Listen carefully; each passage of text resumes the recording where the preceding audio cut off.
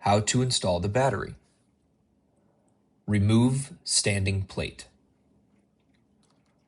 Turn off the battery by holding down the power for 5 seconds.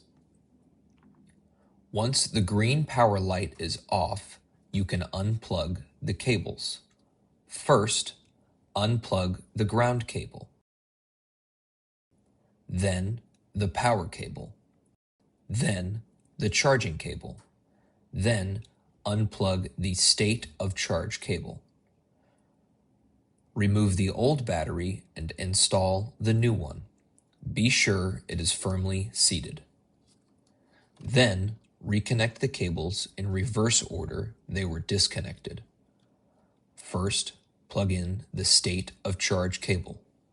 Next, the charging cable. Next, the power cable. And finally, the ground cable.